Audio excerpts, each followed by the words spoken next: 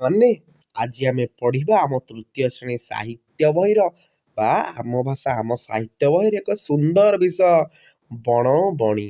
ଆମେ ବଡ଼ ହେଲେ ମଧ୍ୟ ଆମର ଏଇ ବିଷୟ ଚିରକାଳ ପାଇଁ ମନେ ରହିଯିବ। ଏ ବିଷୟ ଆମକୁ ଆମର ଏକ ସ୍ମୃତି।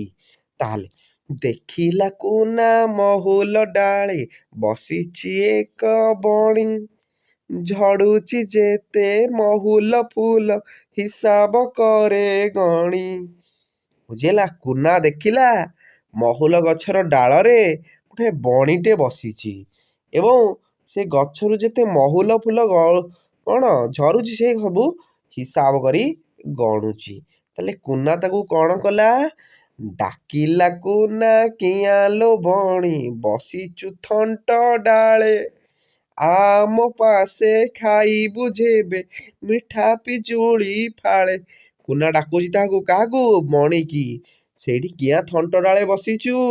ମୋ ପାଖକୁ ଆସେ, ମୁଁ ତତେ ମିଠା ପିଜୁଳି ଦେବି, ତୁ ଖାଇବୁ। ସୁନାର ଏକ ପଞ୍ଜୁରୀ ଗଢ଼ି ଆଣିବେ ବାପା ମୋର, ମାଠୁ ମାଗି ଦେବିଲ ତତେ କଦଳୀ ଛେନା ସର। ବାପା କଣ କରିବେ? ସୁନାର ଏକ ପଞ୍ଜୁରୀ ଗଢ଼ିକି ତୋ ପାଇଁ ଆଣିଦେବେ ଏବଂ ମାଠୁ ମୁଁ ତତେ କଣ କଦଳୀ ଛେନା ସର ଆଉ ମାଗିକି ତତେ ଦେବି ଖାଇବାକୁ। ସେଠି କାହିଁକି ସେଇ ଡାଳରେ ବସିଛୁ? ସୁନା ଗିନାରେ ଦେବି ମୁଁ ପାଣି, ରୂପା ଥାଳିରେ ଭାତ, ବୁଲାଇ ନେବି ମେଳାକୁ ତୋତେ ଦେଖିବୁ କେତେ ଜାତ। ସୁନା ଗିନାରେ ମୁଁ ତତେ ପାଣି ପିଇବାକୁ ଦେବି ଓ ଭାତ ଖାଇବାକୁ ଦେବି ଓ ରୂପା ଥାଳିରେ ଏବଂ କେତେ ମେଳାକୁ ତତେ ବୁଲେଇ ନେବି, ତୁ କେତେ ଯାତ୍ରା ଦେଖିବୁ।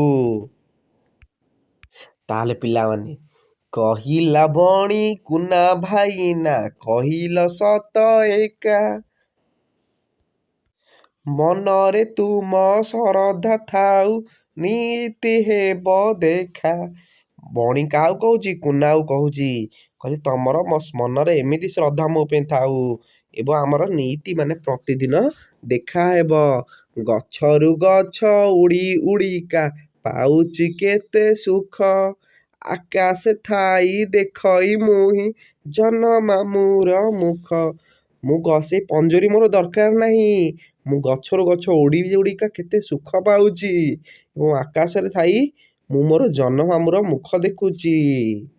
ବୁଝିହେଲା?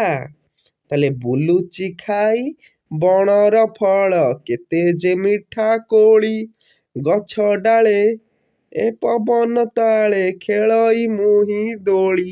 ଆହୁରି କଣ? କେତେ ବଣର ଫଳ ବୁଲି ବୁଲି ଖାଉଛି, କେତେ ମିଠା କୋଳି ଏବଂ ଏଇ ଗଛର ଡାଳରେ ତାର ଯୋଉ ସୁଲୁସୁଲିଆ ପବନରେ ମୁଁ ଦୋଳି ଖେଳୁଛି। ମନ ଆନନ୍ଦେ ଉଡ଼ି ବୁଲଇ ଖୁସିରେ ଗାଏ ଗୀତ, ନ ମାନେ ଝଡ଼ି ବରଷା ଖରା ନ ମାନେ ପୁଣି ଶୀତ। ତାହେଲେ ମନ ଆନନ୍ଦରେ ମୁଁ ମୋର ଉଡ଼ି ବୁଲୁଛି, ଖୁସିରେ ଗୀତ ଗାଉଛି। ହେଲା? ବର୍ଷା ଖରା ଶୀତ ମୋତେ କିଛି ଫରକ ପଡୁନି।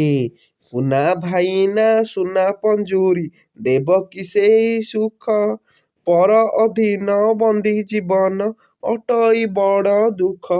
ମୁଁ ଯଦି ସେଇ ସୁନା ପଞ୍ଜୁରୀକି ଯିବି, ମୁଁ ମୋର ମନ ଆନନ୍ଦରେ ଗୀତ ଗାଇପାରିବିନି, ମନ ଆନନ୍ଦରେ ବଣର କୋଳି ଖାଇପାରିବିନି, ମନ ଆନନ୍ଦରେ ବୁଲି ପାରିବିନି। ତାହେଲେ ତମେ ଖାଇବାକୁ ଦେଲେ ମୁଁ ଖାଇବି, ମୋତେ ଭୋକ କରୁଥିବ ମୁଁ ଖାଇପାରିବିନି ଏବଂ ପରର ଅଧୀନ ରହିଲେ ବନ୍ଦୀ ଜୀବନ ଏବଂ ସେ ବହୁତ ଦୁଃଖ। କିଏ କହୁଛି? ବଣି କହୁଛି କୁନା ଭାଇନାଙ୍କୁ। ଲୋଡ଼ା ନାହିଁ ମୋ ସୁନା ପଞ୍ଜୁରୀ, ରୂପା ଥାଳିର ଭାତ, ଗଛର ଡାଳ ସରଗ ମୋର, ବଣ ପରା ମୋ ମିତ। ମୋର ସେ ସୁନା ପଞ୍ଜୁରୀ ଦରକାର ନାହିଁ, ରୂପା ଥାଳିର ଭାତ ମଧ୍ୟ ଦରକାର ନାହିଁ, ଗଛର ଡାଳ ହଉଛି ମୋର ସ୍ୱର୍ଗ, ଏଇ ଜଙ୍ଗଲ ହଉଛି ମୋର ମିତ, ତମ ସାଙ୍ଗ ମୋର ଦରକାର ନାହିଁ। ସୁନ୍ଦର ବିଷୟ ପିଲାମାନେ। ଆଉ ପ୍ରଥମ ଟିକେ ବୁଝୁଥିବା, ଯେତେବେଳେ ବଡ଼ ହେଇଯିବା ଆହୁରି ବୁଝିଯିବା ଏ ବିଷୟ, ଏ ସ୍ମୃତିକୁ। ଧନ୍ୟବାଦ ପିଲାମାନେ, ସାଙ୍ଗମାନଙ୍କ ପାଖକୁ ସେୟାର କରିଦେବେ।